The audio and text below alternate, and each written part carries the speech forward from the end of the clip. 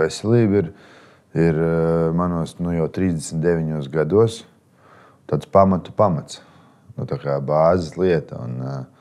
Šobrīd man ir kādi lieki kilogrami.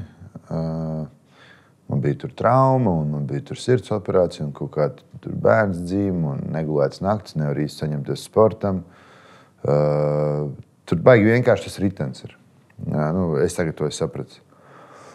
Viss galvenais, pats svarīgākais ir laikā aiziet gulēt. Tas, ar ko mēs visi grēkojam, netiekam galā, un arī es netieku galā. Nav tā, ka vienmēr man sanāk. Tad pats svarīgākais ir aiziet laikā gulēt, lai tu varētu laicīgi pamosties. Man rīts ir ielikts, kad rīta stundas pirmās. Man tas bija ar pandēmiju, es kaut kā sapratu, kad, lai es kādam varētu palīdzēt, un lai es varētu kaut ko vispār šajā dzīvē darīt, man ir jānoliek pirmajā vietā sevi. Tikai tad, ja es būšu vesels, ja es būšu... Jo kādreiz vienmēr man likās, ka es daru visu priekš citiem, un tad vienā brīdī, kad es īsti nevarēju to izmērīt nekādā mantā un nekādos tur baigos tur kaut kādās tur atzinībās, vai tur tā tālāk, ja jau sākumā tu skrien pēc kaut kādas atzinības, tad es, runājot ar dažādiem gudriem cilvēkiem, viņi man teica, Raimond, noliec sevi pirmajā vietā, ja tu gribi kādu izglābt vai kādam palīdzēt. Man tas skanēja drausmīgi, es nesapratu, ko ar to darīt, ko viņi ar to domā, jo ko nozīmē nolikt sevi pirmā vietā, kā es neesmu tāds egoists un tā un tā. Un tad es noliku sevi pirmā vietā. Un tu zini, kopš es noliku sevi pirmajā vietā pats sev, kad es sapratu, ka es rīta stundu, pusotru, 2, tās ir manas stundas. Tas ir laiks, kad es eju ārā, skrienu, kādreiz es tur piespiežoties skrēju, tagad tā. Ir jūtos labāk, skrienu kārtīgāk. Jūtos švakāks, atļauju sev arī iet, atļauju sev, jūtu, ka tajā dienā var piepumpēties, tur, 80 reizes pumpējos, tas nav vienā piegājienā, ja. Pumpēs tik reizes. Es sev atļauju bišķiņu arī kaut kādā brīdī iedot atlaides tajā veselības uzturēšanas ziņā, jo kādreiz tomēr man tas backgrounds ir tā kā profesionāls sports, un tur bišķi savādāk ir. Tur ir jātais 80, tais 100. Jāskrien 10 km, noskrien 11. Ja tu gribi tur būt labāks, man bija jāmācās sev dot kaut kādas mazās atlaides tajā visā. Ja? Man par cik nāk no sporta un strādā ar jaunieti, šaubos, vai es varētu atnākt tāds kaut kāds tur nodzēries, nopīpējies, apaļš bumbuls. Viena lieta, kad ir kaut kādas veselības problēmas cilvēkam, tas ir bišķi savādāk. Ja? Mums tur Geto Fight trenerim arī, viņam tur nestrādāja, nezinu, kas tur vairāk dzieda, kaut kādas lietas, ja, un viņš šeit uztaisīja operāciju, viņš nomets tur kaut kādas 50 kg. Tas ir savādāk, ka tev ir kaut kas ar veselību nav kārtībā, ja, tad visi to saprot, ja viņi redz tev, kā tu cīnies ar to visu, un tas ir ļoti cienījami un tā, bet cita lieta ir izlaidība, un izlaidība ir kaut kas, ar ko mums katram ir jāstrādā. Tā veselība sākās kaut kur no galvas.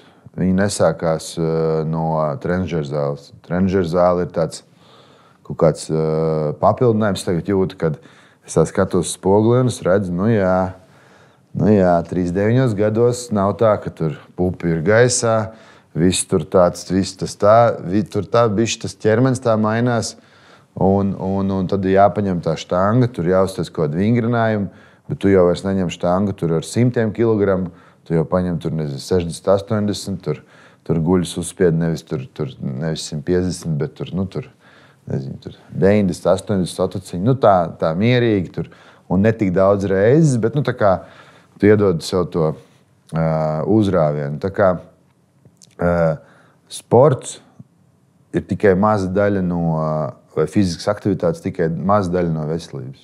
Viņi sākās virtuvē, viņi sākās ar smēķē, nesmēķē, lieto alkoholu, nelieto. Tur tā 1, 2 vīna glāzes arī ļoti daudz ko, vismaz man personīgi maina. Ja es tur aizbraucu tagad, kuras tur bija, un tur vīna glāzes, tur šampi glāzes, tur kaut kāda beigie svētki, dzimšanas dienas, kas ko. Es atbraucu atpakaļ un es jūtu tā savu ķermeņu tādu tā kā smagumu. Es neesmu tik jaudīgs, kāds esmu tajā savā ierastajā rutīnā. Un tāpēc man liekas, ka katram cilvēkam jāatrod. Mēs jaunībā baidamies no rutīnas, jo mums liekas, tas ir priekš kaut kādiem veciem cilvēkiem. Bet, ja mēs paskatāmies, vai tad ir kāds sportists ar augstiem rezultātiem, kurš varētu būt bez rutīnas. Jo sportā galvenais instruments ir tavs ķermenis. Un tavs ķermenis savukārt ir pirmkārt jābūt veselam. Būt līderim tur 17 gadus, tur arī ir interesanti, kad mēs esam mēģinājuši ar komandu. Ja mēs iedomājamies, ka ir tik, cik ir cilvēku komandā, tik ir stūri, pieņemsim, ja? Un tad mēs esam mēģinājuši, un vēl joprojām ir kaut kādi jautājumi, kuros stiprākais ir tas stūris. Tu griezies ar to kā komandu un veic kaut kādu konkrētu uzdevumu vai darbu. Un nav tā, ka es esmu līderis, tāpēc, ka man ir obligāti būt līderim. Tas nav tā. Tas ir labi, es aizsāku savā ziņā.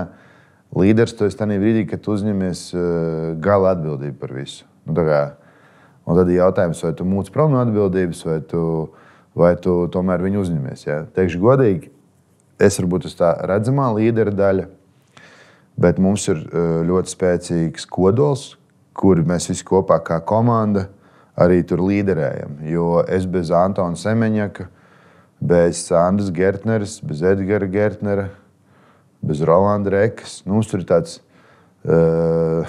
tāds kodoliņš, ja, kurš dzimst bērni, precās, darās, ņemās.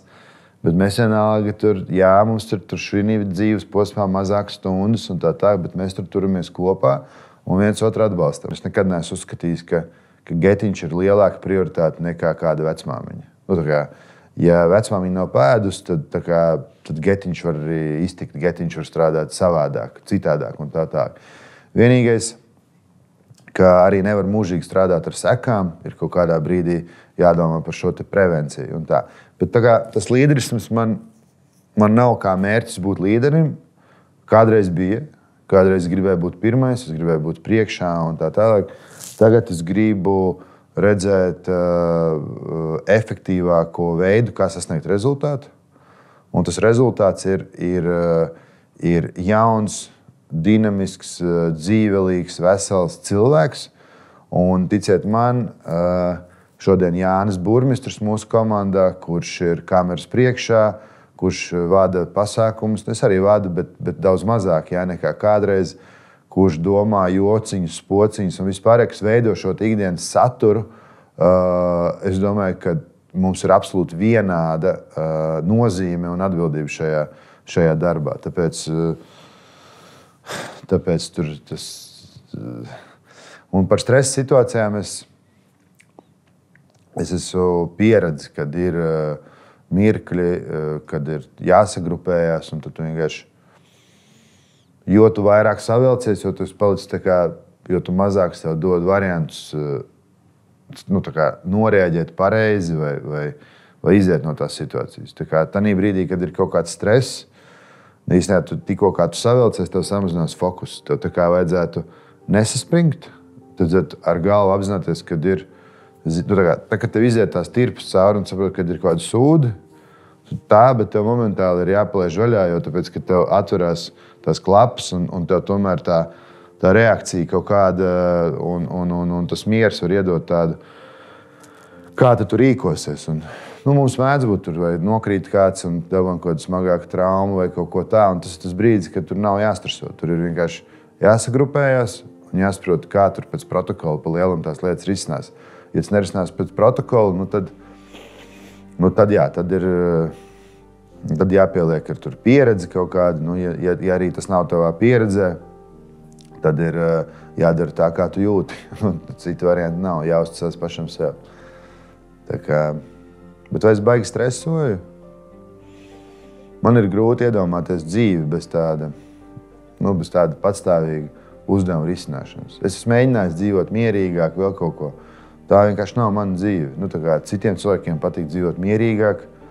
Man ir sarežģīti dzīvot mierīgi. Un man visādi koči un dakteri, kas man nav teikuši, jādzīvo mierīgāk, un tev vajadzētu mierīgākus tur sports un tā. Jā, es kaut ko no tā paņemu, bet man nav komfortabli dzīvot mierīgi. No 17 gadus atpakaļ man bija 22 gadi. 22 gados es biju tur U20 tur izlasē. Man nepaņēma, bet tur 20 gados vēl spēlēju aktīvi. Trenējos tur vismaz 1-2 reizes dienā. Es biju viens no fiziski spēcīgākajiem čaļiem basketbolā tajā žanrā. Tur pret lielo izlasi es biju trīniekā visos tajos fiziskos rādītājos. Līdz ar to lai ko es būtu ar sevīm darījis, es arī 22 gados vēl biju ļoti spēcīgs. Es gan 22 gados biju normāli, 22 ne, bet kad es 24 es biju sasniedzis kaut kādu savu maksimālo svaru, jo es biju beidzis sportot, bet turpināju ēst tāpatās. Un man tas svars tā uzgāja augšā. Bet tas bija laiks vēl, kad vajadzēja, tu vari saņemties. Ja tev tā bāze līdz 20 gadiem bijusi, tad līdz 25 tu kaut ko kusties un kaut ko dari. Ir tā, ka tu, ja baigi vajag, tu vari saņemties, bet tu nevari izturēt tik garā distancē. Ja es runāju par sportu. Tur pie kaut kādiem 27 gadiem ir tā, ka tu tā kā spēlē to basketbolu. Un ir tā, ka tu zini, kā vajag, bet kājas vairs to nevar izdarīt. Jo tu neesi praktizējis katru dienu. Un tad no kaut kādiem 32 gadiem ir tā, ka tu, ja tu neesi bijis profesionāls sports, tu vairs nevari. Tu nojauti, kā vajadzētu, bet tu vairs tā kā nevelc līdzi. Un, ja tu prasi, kāda ir galvenā atšķirība, toreiz es nedomāju par kaut kādām traumām, pirms es sāku sportot. Es vienkārši gāju ārā, es visai biju gatavs. Tagad eju ārā, es pastos, kādus darīšu sporta veidu, saprotu, uz kādām muskuļu grupām man būs kādas slodzes, tur iesildīties, bez kaut kādām asām kustībām. Tu tā savādāk bišķi pieeja, tu tā bišķi prātīgāk. Vēl joprojām jau tādas epizodes kaut kādas tīri labas var noperformēt dažādos sportveidos, jo es tur gan ar Ričuku diezgan braucu, tur MTB, un man ar elektroritiņiem šausmīgi patīk braukt pa kalniem, jo Gruzijā ir kalni. Tad es to ļoti izbaudu, un par cik es bērnībā bišķiņos tur ar BMX nodarbojos, BMX freestyle, tad es jūtos uz velospēdu basketbols numur 1, kur es jūtos ļoti ērti, un es ļoti ērti arī jūtos uz divriteņa. Tā ir nākamā lieta. Un tad tur moči un krosu moči un tādas lietas, tas man vienmēr tikai paticis, bet man tas nav tik ērti, es uz viņu nejūtos. Es braucu, piemēram, man ir bišķiņa baila. Un varbūt tā ir tā sajūta, kur man šobrīd es necenšos daudz darīt to, kur es jūtu, ka es neplānoju, ka es tur varētu baigi attīstīties. Es tādā turisma režīmā esmu gatavs pabraukt ar tur enduro mocs, bet ar draugiem, bet lai es tur tagad sāktu kaut kādus beigos lecienus, trenēties vai ko. Man tas tuvojoties 40 gadiem ar 4 bērniem un lielām atbildībām. Es tā kā, atsakos, neinteresē man tas. Tā kā tā. Un tad tas galvenās atšķirības, jā. Protams, ka ķermenis ir pamainījies, tā jauda ir cita, bet vai es jūtos sliktāk? Nē, es jūtos citādāk. Es sapratu, ka komunikācija ir kaut kas, man liekas, tik svarīgs. Tik nenormāli svarīgs. Es taču biju ārprātīgi kādreiz rupšs. Vēl tagad var būt ļoti, ļoti skarbs. Var būt skarbs, var būt prasts, varu saņemties uz šo interviju, piemēram.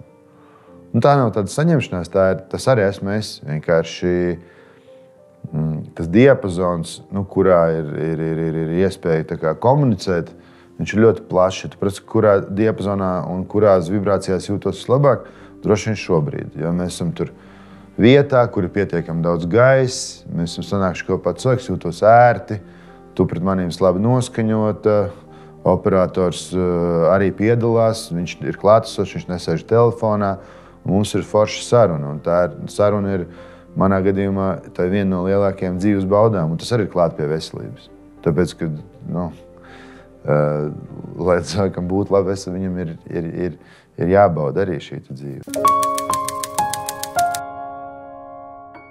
Ir cilvēku daļa, kas ir ļoti atbildīgi, jā, un ir cilvēku daļa, kura vispār viņiem ir tik daudz citu problēmu, un par cik nav tā, ka valsts uztrauktos par cilvēkiem. Tas ir baigi interesanti arī, ja? Ka mums nav valstī un arī visā tajā demokrātijā. Tad neviens nedzīvo ar ilūziju, kad tur valsts vai kaut kāds. Vismaz nav tāda sajūta, ka šausmīgi par mums kāds rūpētos. Ja? Ir tā, ka kāpājiet, maksājiet nodokļus, pašiem viss jātiek galā, viss ir šausmīgi pieejams. Ja tu gribi, tad tu vari.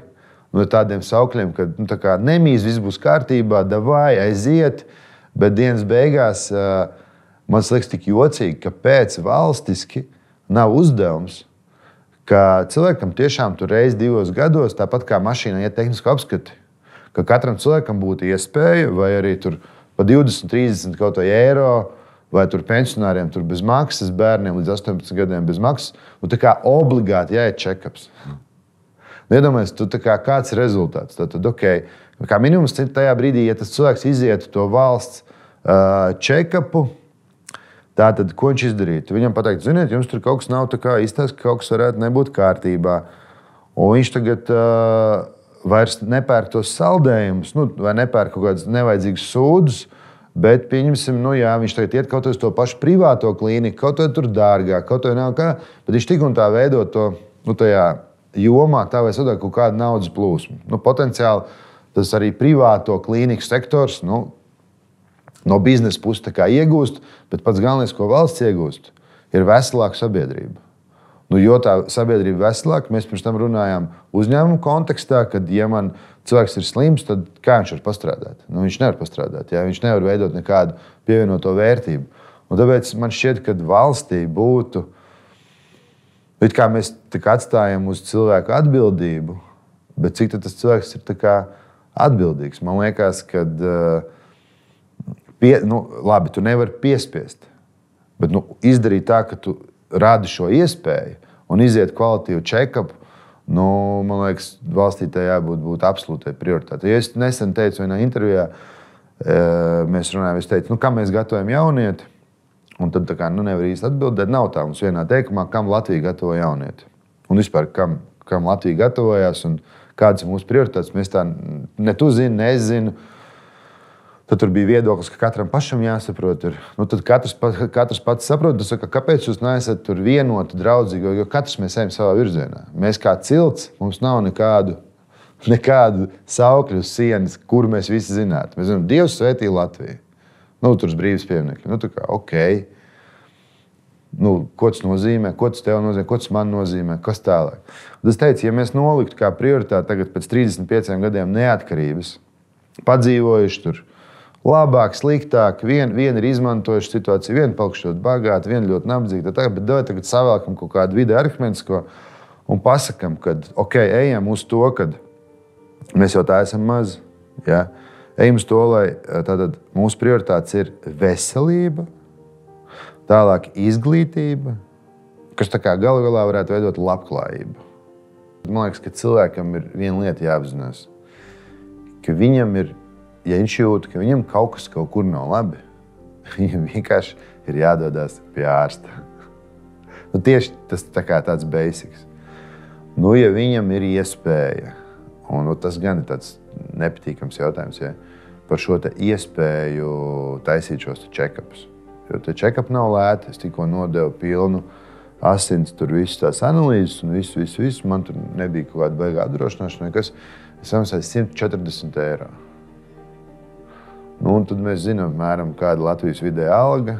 Ja tev ir bērni, un tev viņi jāpabaro ir, un jāapģērb, un jāizdod uz skolu, un tad es pasīšos, kurā prioritātē, kamēr tu vēl nejūties slikti, tu ieliksi, ka tev jānodod ir tur pilnās asinsainas, tur vēži, vēl kaut kas.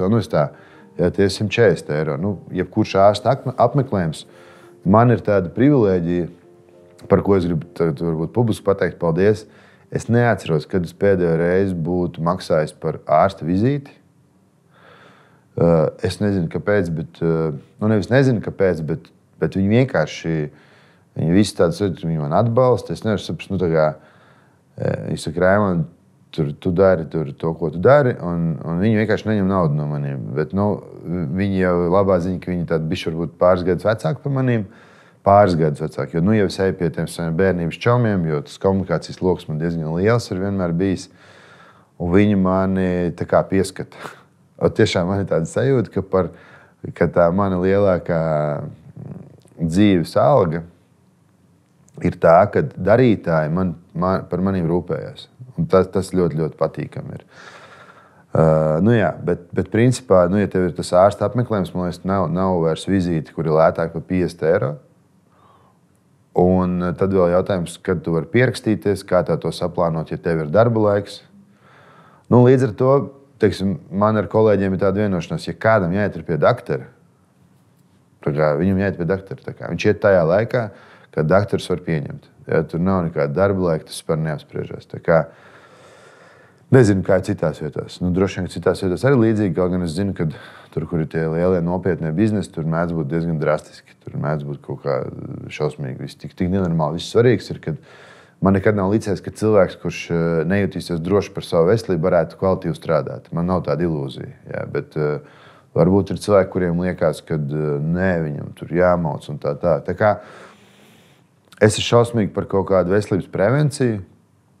Teikšu godīgi, es no tiem cilvēkiem, kurš baidās par kaut kādu tādu.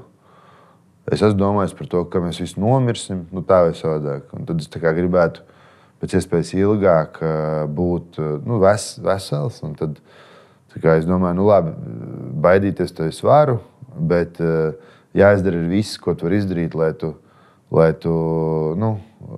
būtu pēc iespējas labāk. Tā kā, vienkārši. Bet es redzu arī, ka, lai cik tu tur censtos un ko tur nedarīt, dabat tur izdara kafijas krūzī, tur 1, 2, 3, citreiz pat 5. Es nezinu, bet es vienalga domāju, ka ir, kas tur ir. Ja? Ir cilvēki, kas tur līdz 90 gadiem dzīvo, pīpē un tā tālāk, bet viņi pīpē ar tādu baudu. Man ir sajūta, ka, ja viņš to dara ar tādu baudu, tad varbūt arī ir ok. Un ne katrs grib nodzīvot. Man, piemēram, ir mazs bērns, ja, man tur 36 gados piedzima dēls.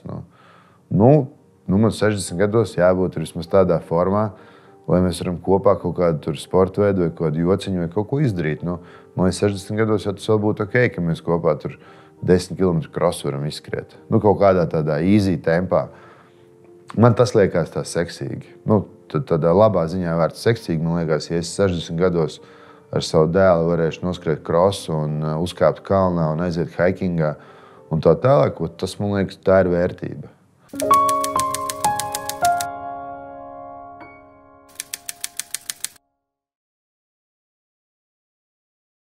Getiņš dod iespēju jauniešiem, es tā gribu domāt, ja man prasītu, kāda man tam ir doma, es teiktu, mana doma ir, kad viņš spēlēt bez trenera, tur bez vecākiem kopā ar draugiem, varētu vēl vairāk un tā pa īstam iemīlēt sportu. Sportu kā tādu. Viņš jau nedomā tajā vecumā par kaut kādu kustību, par kaut kādu veselību. Es jau teicu, ka oriģināli, ja bērnam viss ir kārtībā un viņam ir labs gēns un vispār, viņš pa lielam ir vesels. Viņš ir ilgi vesels. Viņš varbūt līdz 40 un 50 gadiem vispār dzīvot, viņš vispār nezina, kas ir daktars un viņam viss ir kārtībā. Ja? Un viņi jau tagad neiet uz to sportu kā uz... Viņi vispār nedomā ne par kādu veselību. Viņiem tas ir jautri. Viņi to dara kopā ar draugiem. Kāds sapņo spēlēt kaut kādā NBA. Kāds nāk līdzi, jo vienkārši ir jautri. Viņš nesapņo spēlēt NBA un arī tur citos tur profesionāli futbolu vai kā tam līdzīgi. Ja? Un Getiņā jau ko? Viņš jau piedalās ne vairāk kā 10 reizes no tiem. Tur katrā sporta veidā kaut kāds 21 turnīrus gadā. Vairāk par 10 reizēm īstenībā nepiedalās, jo tā vai savādāk liela daļa jauniešu tomēr ir no sporta skolām. Viņiem ir nometnes, viņiem ir kaudz citas lietas, viņiem ir ģimenes. Bet vidēji tur jaunietis atnāks kaut kādiem 3 līdz 5 pasākumiem gadā īstenībā. Vienkārši to tā no malas nevar redzēt. Tu atnāc to, tu viss skrien. Jā, viss skrien. Un mums ir jādomā par viņu. Es, kad spēlēju jaunībā basketbolu, un es tagad domāju par to, kā es spēlēju, un man ir tāda iekšā tāda, bija forši. Bija jautri. Un tas, ko mēs darām, mums ir uzdevums, lai mēs viņā tādā tā kā jau tādā šūnā ieliktu iekšā to, kad viņš 25, 35 gados domās par to, ko viņš darīja, kad viņš bija bērns. Viņš teiks, tas bija tik nenormāli krūta. Un tas nozīmē, ka viņš kultivēs ideju par to, kad ir jākustās. Jaunietis šodien atverot Instagram, viņam rāda Hollywoodu, viņam rāda pasaules trendīgākos cilvēkus, vispārējo, un viņš tagad iznāk ārā tajā offline, un tur ir sūds. Tā kā viņš iznāk ārā rajončikā tāds no savas kāpņu telpas, tas pastāsta apkārt. Dzīve ir sūds. Un tad viņš noliec galvu, un tur ir Hollywooda, tur ir Dubaja, tur ir pasaules labākās, skaistākās, interesantākās lietas. Un mēs tā domājam, ka viņš tagad tāds izies ārā un starp ķiptām 10 stāvenēm vai 9 stāvenēm tagad šausmīgi sportos, kustēsies tā. Viņam taču ir kaut kāda iedvesma. Tam jābūt ir krāsainam, tam jābūt ir noformētam, tur jābūt ir nevis vienkārši māksliniekam, bet labākajam māksliniekam. Ja tu gribi sasniegt rezultātu, izdari labāko, ko tu izdarīt no sevis. Un tāpēc tas, ko mēs darām jaunieti, mēs gribam, lai viņam šūnu līmenī jaunība šķistu, nevis vienkārši tāpēc, ka zāle bija zaļāka, jo man nekas nesāpēja. Zāle tiešām bija zaļa, bija normāli prikulīgi, un tu zini, pat šodien to atkārtot ir grūti.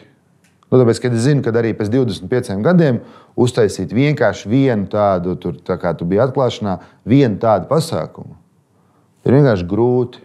Tāpēc tur iesaistīt ir 100 cilvēki priekš tam, lai tam jaunietim būtu tas wow efekts. Un tas wow efekts nerodās attaisot 9 stāvenē, durvis vaļā, un tur wow, nav tur wow, tur ir wow, tur tā ir. Pēc Instagram. Tāda ir tā mana doma. To veselību veicina tur gan sporta skolotāji, gan ģimenes, gan vispārējie. Getiņš ir tikai tas, kur viņš izmantoja tās prasmes, ko viņš ir samācījies sporta stundās, pats brīvajā laikā un tā. Tad viņi apvienojās tādā mazā komandiņā un nāk kopā sacensties un kopā pamēģināt starp tām 30 vai 50 komandām, katru savā vecuma grupā, sasniegt pēc iespējas augstāku rezultātu, un tas saucās komandas darbs uz rezultātu. Ja mēs tā psiholoģiski tam pieejam. Ja. Tā kā attīstam vienkārši tādu aktīvu, dinamisku cilvēku gēnu Latvijā.